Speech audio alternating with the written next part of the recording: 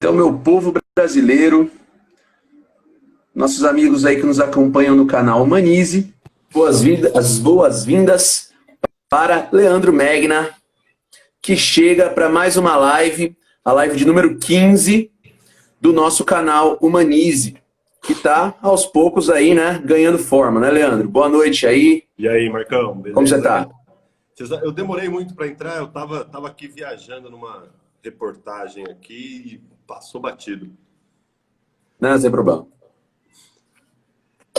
Então, boa noite a todos, boa noite a todas. Gente, mais uma vez nós estamos aí para falar um pouquinho sobre o nosso cenário desesperador do Brasil varonil. E nessa primeira parte, né, a partir dessa semana, a partir desse episódio, por assim dizer, aqui do nosso canal, a gente vai fazer um esquema diferente. A gente vai dividir, a gente vai continuar dividindo a live em duas partes, né? Mas a gente vai interromper a live no nosso primeiro momento, em que a gente faz essa cobertura do Não é de Hoje, e estabelece essas conexões históricas entre o que está acontecendo e o que nós já vivemos no script desse nosso Brasil varonil. E aí a gente começa uma segunda live em que o Leandro toca o barco aí com as análises dele, geralmente do ponto de vista da questão cultural. Então vamos lá. Meu povo, imagine uma situação em que o país acaba de sair de um pesadelo autoritário e, apesar das promessas de grande desenvolvimento, de grande crescimento que esse regime teria feito, o que de fato foi entregue para a população brasileira foi a mais pesada pressão inflacionária de toda a história do Brasil. Imagine uma situação econômica em que a média da inflação anual passava da casa dos 1000% e chegou a um limite de 2000% acumulado em um ano. Esse era o governo de José Sarney, o primeiro presidente civil depois de 21 anos de regime autoritário. Porém, o Sarney não foi um presidente que venceu eleições e assumiu o cargo com o voto do povo. Pelo contrário, ele não era militar, mas foi indicado, foi eleito ainda no mesmo esquema, segundo a mesma legislação, segundo o mesmo rito de todos os presidentes militares. Na verdade, como, né, vocês devem saber, houve a eleição do Tancredo Neves, que acabou morrendo um dia antes da posse, e quem assumiu foi o vice-presidente. Diante daquele cenário, de uma pressão inflacionária gigantesca, a estratégia do José Sarney foi lançar um plano de combate à pressão inflacionária chamada Plano Cruzado.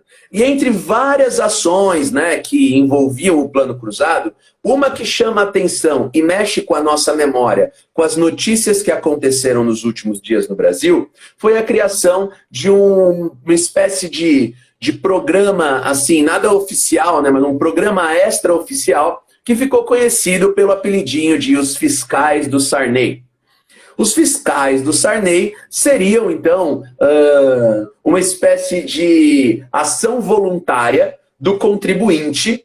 O governo os simpatizantes, né, distribuíam até broches que a senhora colocava assim, né, no peito e ia ao mercado com uma tabela emitida por órgãos do governo com o quanto cada produto deveria custar, fiscalizando se os mercados estavam atendendo à determinação de preços abaixo do esquema inflacionário. Ou seja, uma postura política completamente contrária a qualquer corrente econômica da época que tivesse algum respeito, não só os liberais, não só essas escolas econômicas, mas uma proposta de solução da inflação que basicamente dizia o seguinte: se nós não acreditarmos que existe inflação, ela deixa de acontecer. né? Vamos atropelar completamente a lógica, a dinâmica, né, dos preços vinculado às questões de oferta e procura e determinar que os preços funcionem assim ou assado. Lógico, como tudo em economia, não é assim tão simples, não é que eles eram tão estúpidos, mas realmente eles fizeram cálculos que ignoravam certos elementos, por assim dizer, vivos do sistema econômico, do sistema de preços. O que acabou acontecendo na prática é que esse tabelamento, ao invés de promover um controle da inflação, fez com que os donos dos mercados, os fornecedores finais, por assim dizer, né, que colocam o produto realmente na mão do consumidor, acabassem percebendo que dentro daquela lei valia mais a pena segurar o produto e esperar que a procura pelo produto fizesse com que as pessoas ficassem desesperadas a ponto de resolver pagar acima do preço tabelado, geralmente comercializando de maneira ilegal. Muitas vezes, os próprios fornecedores vendiam o mesmo produto que desapareceu das prateleiras para o consumidor final de maneira ilegal naquilo que ficou conhecido como ágio. Essa é a ideia. Papel moeda demais em circulação, pressão inflacionária, desvalorização dos preços, símbolo, prateleira vazia. Não é só no Brasil que isso aconteceu. É o que nós estamos vivendo hoje? Não. Não, de forma nenhuma. Algumas pessoas fizeram até umas análises, assim, talvez na minha impressão, um pouco apressadas, dizendo o seguinte, que essa nota de R$200 que estão lançando aí, tem a ver com aquela ideia do plano cruzado, né? Que depois do cruzado veio o cruzado novo, ainda no governo do Sarney, que se pegou uma nota de 10 mil cruzados, colocou-se um carimbo nela e pronto, ela corta 3 zeros e assim você, né, readapta a moeda para uma nova situação em que essa moeda está absolutamente desvalorizada a ponto de que aquela grande quantidade de zeros era um problema. Eu falaram, olha, é isso aí, estão lançando nota de R$200 porque a moeda brasileira está desvalorizada, o que não faz o menor sentido. Nós não temos hoje realmente uma política de hiperdesvalorização da moeda a ponto de fazer sentido uma troca do papel. O que aconteceu é uma questão logística de impressora mesmo. Estão trocando papel moeda porque ter papel moeda é caro. E a inflação natural que veio ocorrendo tornou isso necessário, viável. Como abandonaram a nota de R$1, que agora é item de museu, se você tem uma aí, né, guarda mais um pouquinho que daqui a pouco vai ser raridade. Eu tenho uma aqui na carteira que eu carrego comigo. E substituíram pela nota de R$2. Não significava dizer que o Brasil estava com a sua moeda sendo desvalorizada numa situação assim, né, irrecuperável. Então era uma comparação que, na minha impressão, e muita gente da economia mesmo também falou que calma, não é para tanto. Porém, se nós não vivemos hoje uma situação parecida com aquela, as causas do que nós temos hoje é completamente diferente. Nós temos uma desvalorização da moeda do real em relação ao dólar em outro nível, por outros motivos, e que deve gerar outros alertas. Mas nós estamos assistindo aí alguns fantasmas, algumas ameaças que, de maneira assim, bem inicial, nos fizeram lembrar dos tempos de Sarney. Não lembrar, né, Leandro? Porque a gente não é tão velho assim, né? A gente era pequeno. Eu lembro de Fernando Henrique. Alguém me fez pensar nisso, eu nunca tinha pensado, cara. A gente nasceu, o presidente era o Sarney, cara. Eu nunca tinha pensado quem era o presidente do Brasil quando eu nasci. Que merda, né, cara? Peraí, Sarney foi eleito em que ano? Sarney 85. Ah, então era Sarney. 85 ficou até 90, né? Então é nós. Né? Eu sou 88, você é 87? Eu sou um pouquinho mais novo. Sou 87, 86. 86. 86. Né? 28 de dezembro é 87 já, né? Ah, é verdade, é verdade. Praticamente. E eu sou quase 87, 13 de janeiro, né? 2 capricornianos lindos, aliás, né? Nós dois e Jesus, 3 capricornianos top. Então, o que nós estamos vendo? Nós não estamos vendo um governo que está fazendo ameaças de tabelamento de preço diretas. Não vemos. Muito pelo contrário. O que o Bolsonaro tem feito nos últimos dias foi bater todas, grande Borgonov, parceiraço nosso aí dos tempos de Fefeleche, também aí, né? Nessa turma. Então, o que nós temos visto nos últimos dias é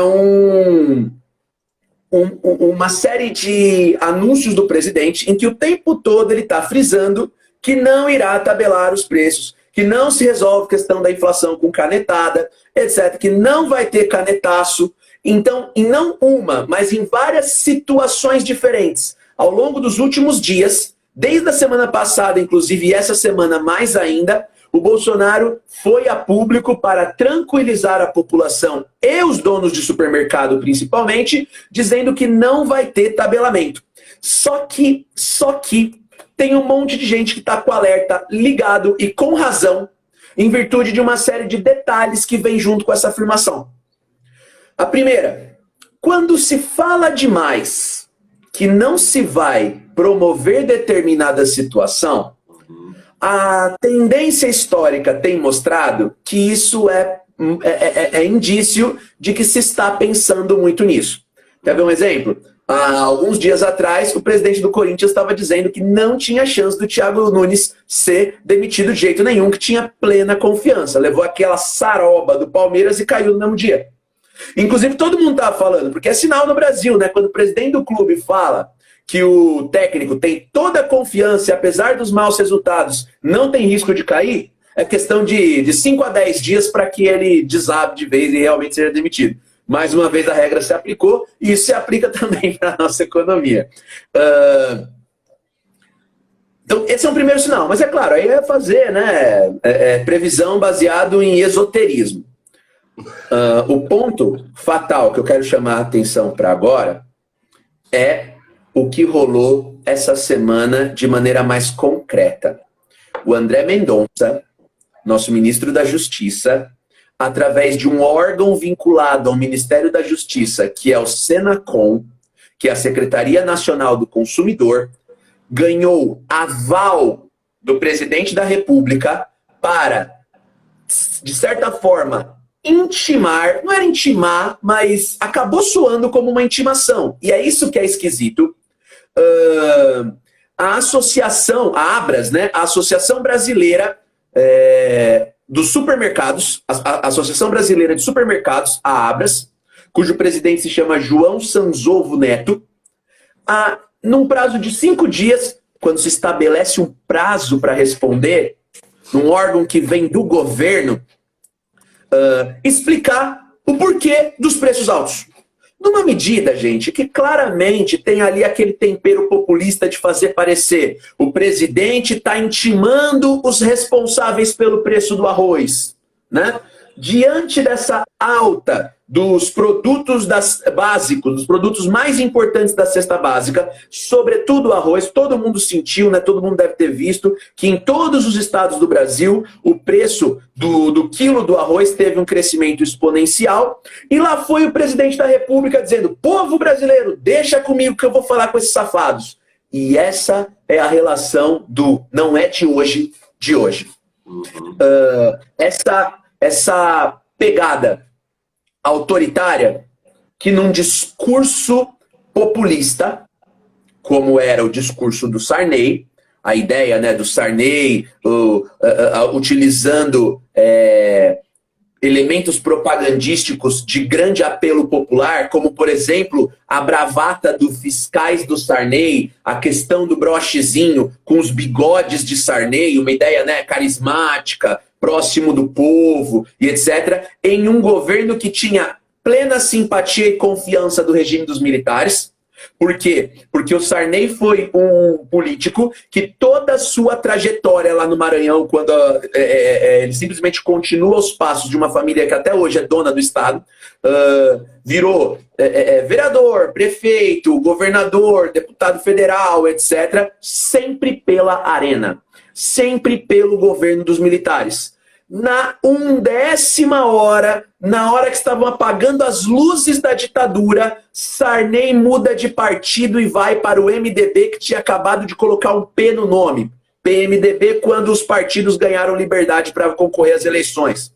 Entrou e concorreu como vice da chapa do Tancredo Neves que acabou morrendo e assumiu. Plano perfeito para os militares. Estamos saindo, mas estamos deixando um civil que é do nosso time. Ele não é militar, mas ele é de nossa plena confiança. Sarney representou o governo do fim da ditadura, mas ele era, como disse, né, o nosso saudoso Leonel Brizola, nada mais, nada menos do que um filhote da ditadura. Um filhote da ditadura militar que assumiu o poder absolutamente alinhado aos propósitos, aos interesses desse regime. E com essas bravatas populistas, a opção do Sarney diante de uma crise inflacionária insolúvel para a época, em que nenhum intelectual conseguiu trazer uma luz, uma solução, o caminho encontrado foi colocar a população contra os donos dos supermercados. Como se o supermercado, o elemento final do ciclo econômico, fosse o único responsável. Valendo-se da crise econômica, valendo-se da desculpa da inflação, eles estão inflando os preços para lucrar em cima do suor do povo trabalhador. Jogando a responsabilidade sobre os supermercados, e lógico, não estamos falando isso aqui para proteger os donos das megas corporações, mas isso acabou repercutindo sobre elementos importantes da classe média, que inclusive votaram e apoiaram o Sarney. Os pequenos produtores, os donos dos pequenos mercados, etc., que foram transformados em inimigos públicos, que geravam emprego, que estimulavam a economia. Tiveram suas lojas fechadas, tiveram seus empreendimentos fechados, denunciados por um espírito cruzadista de uma população desesperada e louca para continuar um bom e velho discurso que cabe no nosso DNA de maneira perfeita, que é a ideia de buscar e perseguir o inimigo. E o inimigo da vez virou o dono do supermercado. Quando o governo, mesmo com um discurso por parte do presidente da República, falando não vai ter canetaço, não vai ter controle de preços, não vai ter tabelamento, a história ensina, e o Bolsonaro está completamente coberto de razão nisso, realmente. Tabelamento de preço não funciona em lugar nenhum, nunca funcionou e não vai funcionar. Mas ao mesmo tempo que ele fala com esse ar doce e dessa maneira audível, né, agradável ao povo, por outro lado, o Ministério da Justiça está ali peitando os donos dos supermercados, exigindo uma satisfação como se fosse responsabilidade dos supermercados a pressão inflacionária que nós estamos vivendo. Qual é a grande vantagem e o que ganha o governo? Tira o governo do dever de assumir a responsabilidade. Ao mesmo tempo que de um lado fica aquele jogo de policial bom e policial mau, enquanto o presidente da República se reúne com o presidente da Associação Brasileira de Supermercados, na mesma hora, os donos de supermercados estão sendo intimados por um órgão do governo que responde diretamente ao presidente para dizer o que está acontecendo. Sabendo que o efeito prático que isso promove para a população é a ideia de que mercadores safados, donos de supermercados, estão querendo explorar o povo, enquanto o mito está tentando nos defender e nos proteger. Porque ninguém vai se interessar, ninguém vai querer saber quais são as reais razões do porquê que está acontecendo essa pressão inflacionária sobre alguns produtos. Como tudo em economia, não se explica por uma única razão, né? E a gente já fala disso. Enquanto isso, o Paulo Guedes, cada vez mais enfraquecido, não fala um A. Fica quieto. Ele chegou a falar nos últimos dias, acho que foi antes de ontem, ele chegou a comentar a respeito de, assim, ele entrou com um ofício, né? Exigindo explicações do porquê que o Ministério da Justiça, então há conflito entre ministérios, tá? Está usando o seu poder de maneira coercitiva para pressionar o mercado. Porque é claro, né? Esse tipo de medida tem tudo menos liberalismo. É o Estado exigindo uma explicação do porquê que a lógica de oferta e procura está se comportando de uma determinada maneira, né? Ou seja, isso acaba resultando numa salada de contradições. numa salada de contradições em todos os níveis. Primeiro porque nós vemos um corpo ministerial que é absolutamente dividido entre aqueles que ainda são alinhados àquela corrente do Paulo Guedes e ainda defendem que o governo Bolsonaro pode sim representar uma revolução liberal no Brasil, ala cada vez mais minoritária, esgotada e pedindo boné e saindo fora, contra uma outra ala cada vez mais próxima do presidente, cada vez mais forte, cada vez gritando mais alto e cada vez mais alinhada, inclusive, aos outros órgãos de poder, como o legislativo, sobretudo, né? Apelando para a ideia de que não é apenas não é apenas com a questão do livre mercado que se resolve as pautas de governo, entende? Então nós temos primeiro essa contradição em termos. E aí o Paulo Guedes, né, dentro desse cálculo, cada vez mais silenciado, né? Então, a relação que nós temos de proximidade entre coisas que já temos, que já vimos antes, é esse cálculo político, né, que joga para uma questão oportunista, uma situação econômica dada. Tem um comentário aqui do Luizinho. Fala, Luizinho, como é que você tá, bicho?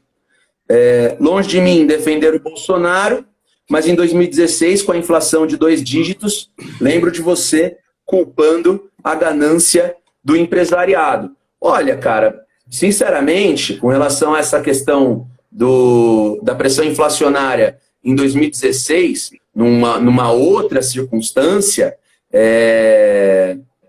o comparativo não é o mesmo. O que nós temos agora? Isso já me dá o gancho, né, para então eu poder falar sobre quais são as razões que estão sendo apontadas, né, pelos economistas da pressão inflacionária que nós estamos tendo agora sobre os produtos dentro do supermercado da cesta básica. Como eu falei, em economia, nada é monocausal, como em história, né? O que temos aqui? E aí eu quero aproveitar nessa explicação para fazer um outro gancho com outro elemento da história, mas que eu vou abordar bem mais sutilmente aqui, não vou entrar em muitos detalhes, mas foi uma outra sacada que eu pensei. Porque essa comparação entre essa ação do Bolsonaro diante do empresariado é ação do Bolsonaro porque é o Ministério da Justiça em nome do presidente. Com a ideia dos fiscais do Sarney, é a principal comparação desse quadro aqui agora. Entrando na lógica, por que o preço do arroz subiu então? Qual é a grande questão? Quais são as grandes questões? Primeiro, questão natural, os fisiocratas aí, né? Questão de safra, né? Que, enfim, obviamente não é culpa de ninguém, né? Problemas de safra, e agora a esperança é que novas safras apareçam aumentando a oferta e regulando o preço, mas claro, está longe de explicar a realidade. O próprio efeito natural do plano de ação de medidas emergenciais, né? Tem o R$600 significou em um país tão desigual como o nosso uma oferta de poder de compra absolutamente maior do que a maior parte da população brasileira jamais viu. Então nós temos agora, claro, uma quantidade de pessoas no Brasil gastando muito mais do que geralmente costumava fazer, o que acaba afetando os preços pela lógica de livre mercado. Essa é uma outra questão. Suficiente para explicar o problema todo? Claro que não.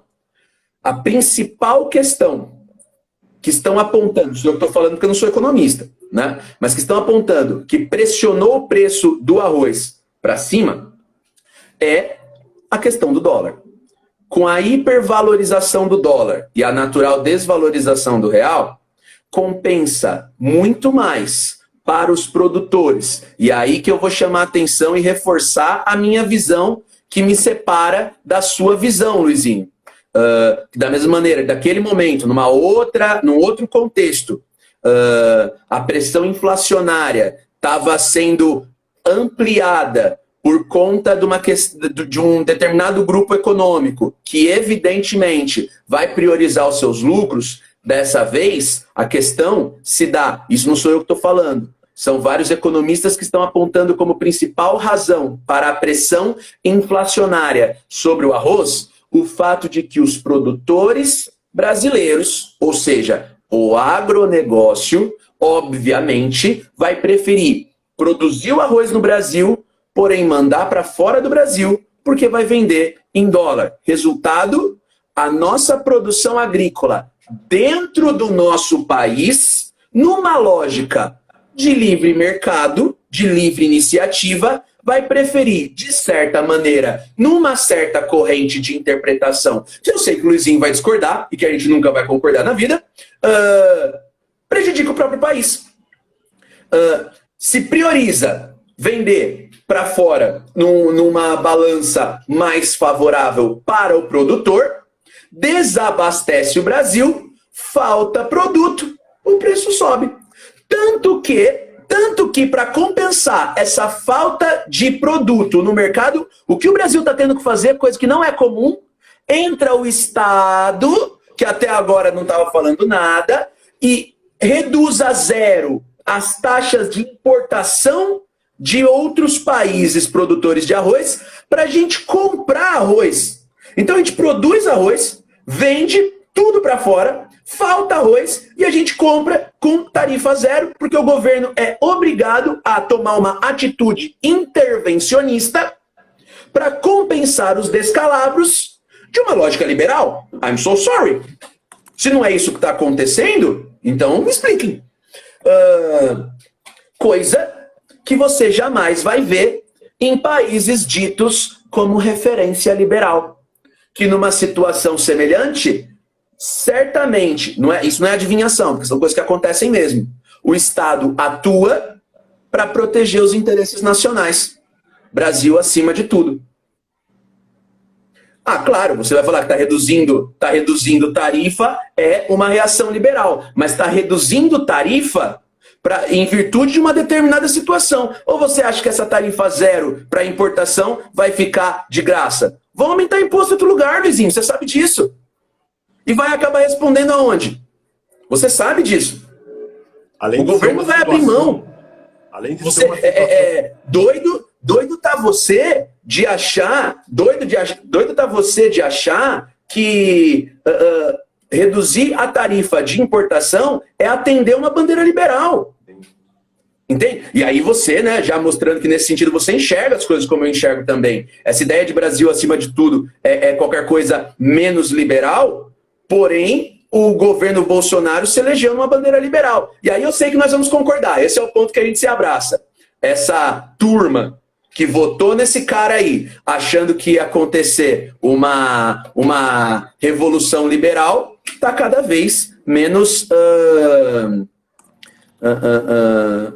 está cada vez menos convencida, né? Está cada vez mais frustrada, por assim dizer. Então, veja, a ideia aqui não é uma questão que o Bolsonaro está fazendo, é uma questão que o Bolsonaro não está conseguindo transformar. É uma questão... E nem tem esse interesse. Uma estrutura que, de um determinado ponto de vista, atua de maneira limitadamente liberal, apenas naquele ponto de vista que favorece a determinados grupos econômicos, mas em outros, que poderiam, por exemplo, favorecer a sociedade como um todo, simplesmente não existem. Me lembra muito, e essa era outra questão que eu queria fazer um outro comparativo nesse quadro do Não É de Hoje, uma outra circunstância que ocorreu no início do século, na época do café com leite.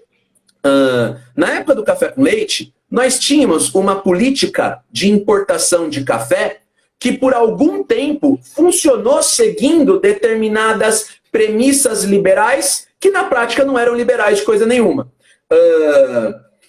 Então, o lance é o seguinte: como o Brasil se tornou república?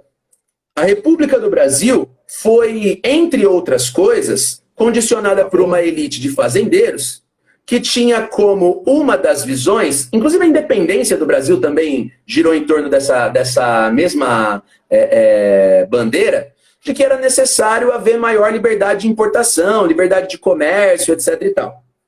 E o café era vendido dentro das lógicas de livre mercado, etc. e tal, sem muita intervenção do Estado, por aí vai, no início do governo do café com leite.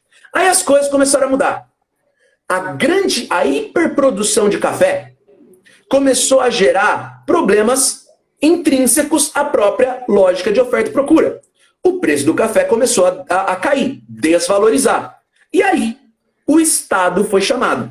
O Estado dominado pela elite cafeeira, resolveu criar uma estrutura de salvação do mercado do café por meio daquilo que foi chamado Convênio de Taubaté em 1907. O Convênio de Taubaté foi uma política de valorização do café, que nada mais era de abrir mão de posturas de livre mercado em virtude da defesa dos interesses de um determinado produto vinculado à elite proprietária. E junto com a política de defesa do café, foi determinada a criação da chamada Caixa de Conversão, que foi basicamente o seguinte: o café estava desvalorizando no câmbio internacional, portanto, os produtores de café estavam lucrando menos com a venda do café, em virtude da dinâmica do câmbio, que é regulada pelo livre mercado, que é regulada pela questão da oferta e da procura, etc. e tal, que o Estado não tem nada a ver. Como o câmbio estava completamente desfavorável à elite produtora do café, o Brasil literalmente inventou um câmbio artificial chamado caixa de conversão, por meio do qual a perda da margem de lucro dos cafeicultores era regulada. Isso foi a caixa de conversão adotada em 1906 no Brasil. O Brasil voltou a uma ideia de lastrear a economia no ouro, e para a exportação do café emitia-se notas de acordo com um câmbio especial para a importação, o que impedia os prejuízos naturais da desvalorização do café. O que, obviamente, é completamente antiliberal e mostra que, no fim das contas, o Estado que nós temos, ele é bastante ativo, atuante, presente, quando interessa a defesa da elite dominante nacional. O que isso tem a ver com as coisas que nós estamos vendo aqui? Essa ação necessária que o Estado está tendo diante de uma situação que ocorreu, desvalorização do real em relação ao dólar, provoca uma alta nos preços dos produtos básicos, e a solução que se tem é desligar a chave do liberalismo mais uma vez, porque agora ela não é conveniente, e pedir por medidas intervencionistas, novamente, que tem como objetivo, entre outras questões, determinar a proteção dos grupos econômicos interessados. Mais ou menos essa ideia para hoje. E claro, né, valem muitas questões de fora, dentro do nosso recorte aqui, né? Não dá para falar de tudo. Tentei aí, agradeço aí o Luizinho pelas contribuições dele, pelos questionamentos. Alguns pontos, cara, por conta do nosso tempo não dá pra gente falar. A questão da redução do IPI, que ocorreu lá no governo da Dilma, a gente já comentou isso em outras lives. Também não quer dizer que tenha sido uma coisa importante, uma coisa positiva. Inclusive, a gente já fez críticas mais ou menos parecidas, mas eu acho que aí a gente está realmente colocando... Você está falando que não tem diferença, e eu acho que não. Eu acho que tem sim, justamente por conta disso tudo que eu expliquei, diante do cenário que nós estamos vivendo. as razões da pressão inflacionária. Eu acho que eu acho que o ponto é outro. E se eu for entrar nessa, aí a gente vai ter que analisar toda a estrutura econômica do governo da Dilma Rousseff, coisa que a gente já fez também em outros elementos. Bom, Leandro, teve uma hora que você ia falar e eu te cortei. Você quer comentar? Não, eu não lembro qual era o ponto. Eu acabei falando muito também. Estava falando justamente sobre o fato de zerar a taxa de importação, se é ou não é uma medida liberal, né? Veja, a gente está considerando aqui não o fato da medida em si, mas o mérito dela, né? Então, o governo está vendo uma situação econômica específica e está intervindo ao zerar a taxa de importação por uma questão deste momento. Então, é uma medida intervencionista, né? Se fosse um governo que fosse de fato liberal, ele já teria zerado no dia 1º de janeiro de 2018, né? E não, a gente vê que é uma medida que está sendo tomada num momento em que o governo está respondendo não só a questões econômicas, mas a questões políticas, né? Porque eu acho que existem dois pontos, que são a inflação e o desemprego. São dois pontos que as medidas governamentais atingem tão diretamente as pessoas, a maior parte da população, que se tornam, além de problemas econômicos, se tornam problemas políticos. Então, a inflação e o desemprego carregam uma gravidade maior do que qualquer outra medida governamental, porque se tornam problemas além do problema econômico, né? E eu queria te fazer uma pergunta, Marcos. Você falou do começo sobre a morte do Tancredo, né? Não tem muito a ver aqui com a ideia da live, mas eu queria ouvir sua opinião. Tendo em vista, né? Eu nunca estudei, nunca li nada sobre isso. Tendo em vista o contexto em que o Tancredo foi eleito, tendo em vista que o vice-presidente era o Sarney, que, como você disse, era um filhote da ditadura, né? Eu sei que, à época, suspeitas foram levantadas a respeito da morte do Sarney, né? Da morte do Tancredo, mas como que você vê, como que os historiadores veem a morte do Tancredo? Levantam-se suspeitas sobre ela ou não? Olha, não tem muitos indícios, lógico, né? Quando ele morreu, rapidamente se levantou hipóteses, né, conspiracionistas, né? Realmente vinha muito a calhar a morte do Tancredo Neves naquele contexto para os interesses dos militares. Um dia antes. Tem gente que até hoje bate o pé e fala, ele foi queimado como Costa e Silva, né? O Costa e Silva também morreu, o Costa e Silva morreu no meio do mandato, o segundo militar, né? Ele teve um AVC, ficou 3 meses entre a vida e a morte, ficou em coma, e alguns dizem que essa doença dele aconteceu, curiosamente, dias depois dele sinalizar que estava pensando em acabar com a AI-5, que tinha sido editado fazia meses. Que ele assinou. Que o Costa e Silva teria editado o AI-5 e ou se arrependido ou então satisfeito. Já fizemos o que era para ser feito, né? E agora é hora de acabar com o AI-5. Mas, pô, o Marighella estava atuando ainda, entendeu? E alguns dizem, né, que a morte do Costa e Silva foi, entre outras questões, por conta disso. Parece que ele tinha dado uma arrefecida autoritária e resolveram tirar ele da jogada. Só conspiração. Não tem nenhum indício que possa mostrar isso. De qualquer jeito, ele já era um homem idoso tal, e realmente poderia ter acontecido bem naquela hora. E o Brasil é repleto dessas coincidências, né? O que reforça esses discursos. O Tancredo Neves, pelo que diziam, era um homem que cuidava muito mal da saúde, já estava muito velho, eu não sei quantos anos eles tinham, mas com certeza mais de 80. O Tancredo Neves tinha sido primeiro-ministro do Brasil no governo lá do João Goulart em 61.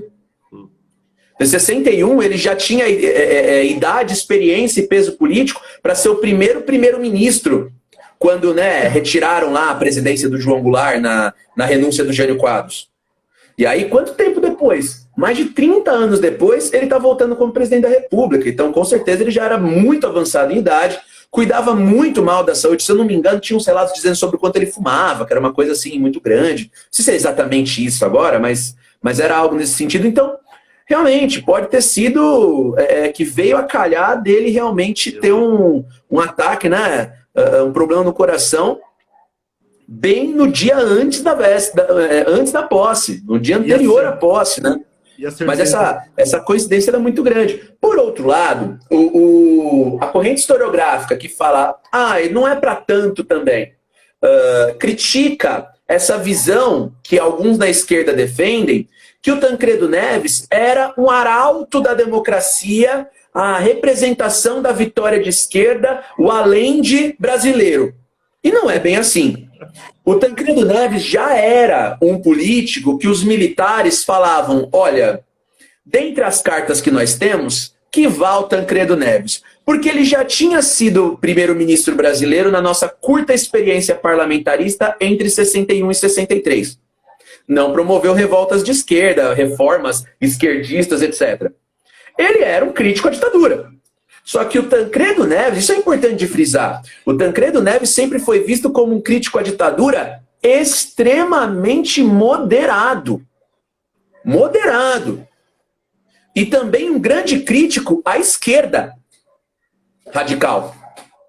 Seja a esquerda radical que usava do terrorismo, tal, que ele era contrário, seja até aquela esquerda democrática que, na visão dele, não tinha organização para resolver suas diferenças e se unir num projeto nacional que pudesse enfrentar a ditadura naquele contexto, né?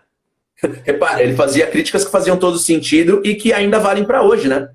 Então, essa ideia de pensar, olha, mataram o Tancredo Neves, ela é contravertida, e na minha visão, muito bem contravertida, muito bem contraposta, por uma análise que meio que puxa para a realidade. Cara, o Tancredo Neves não era o Lula. O Tancredo Neves não era o Lula para os militares estarem morrendo de medo e tal. Os militares tinham perdido o jogo. Claro, é muito melhor o Sarney. Porque o Sarney era segurança. Qual era o grande medo dos militares? O grande medo dos militares era uma comissão da verdade na época, com poder revogatório da lei de anistia. Um novo governo democrático que resolvesse punir os militares que cometeram todas aquelas, né, discrepâncias e tal, cometeram todas aqueles horrores. Com o Sarney, era certeza que a sujeira ia ser varrida para debaixo do tapete. Mas nada nos leva a crer que o Tancredo Neves, no primeiro dia de governo, iria começar um julgamento dos militares. Muito pelo contrário, ele tenderia a promover a governabilidade. A conciliação, perfeito. Talvez ele teria sido melhor sucedido na pauta econômica. E o que você... Mas aí eu não vou defender que os militares, apesar de tudo, defendiam que a economia brasileira continuasse explodindo. Entendeu? Aí eu acho que é um pouco de exagero. E o que você pensa, por exemplo, a gente tem uma morte que eu acho que é muito mais associada a uma ação dos militares, que é a morte do Juscelino Kubitschek, né, num acidente de carro. Eu até procurei aqui, o ano foi 1976, Juscelino Kubitschek já tinha sido presidente do Brasil 20 anos antes. 56. 20 anos antes, e em 56 ele morre num acidente de carro na Via Dutra, e encontram-se indícios de que o carro, na verdade, tinha sido sabotado, né, para que houvesse o acidente. Porque ele, sim, era um crítico mais ferrenho do regime militar, não? Sim. O Juscelino Kubitschek, a Comissão da Verdade chegou à conclusão de que ele foi assassinado. A Comissão da Verdade em 2013. Você sabe que no Memorial JK, em Brasília existe um memorial que é dedicado, onde ele está sepultado, né, onde estão os restos mortais dele, e lá está exposto também o carro em que ele morreu.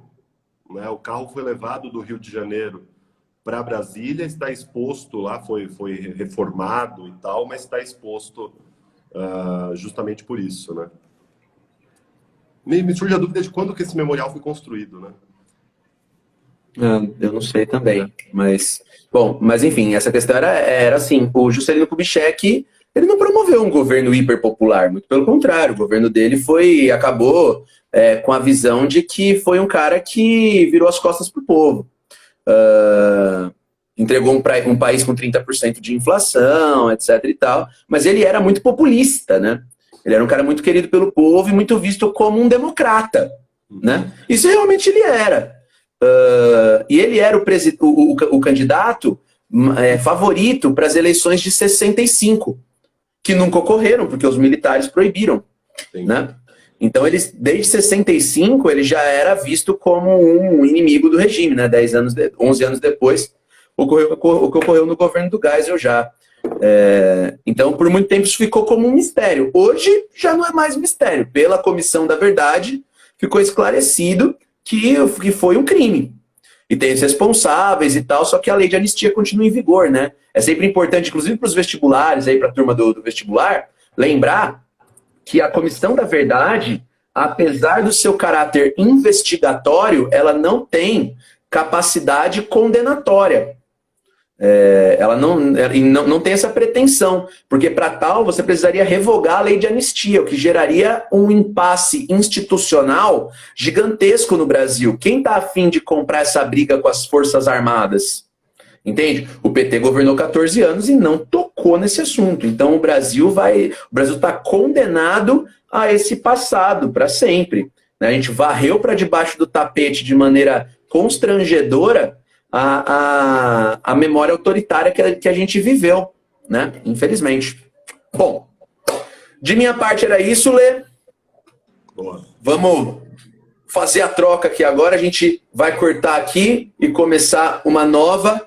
E essa vai ser a dinâmica, né, da live daqui para frente, em que o Leandro vai conduzir aí o debate sobre o Fernando Holliday e a lei anticotas aí que tá rolando, né? Marcos, você começa a live na sequência? Isso, eu encerro aqui e puxo de novo. Até daqui a pouco. A gente já volta, então.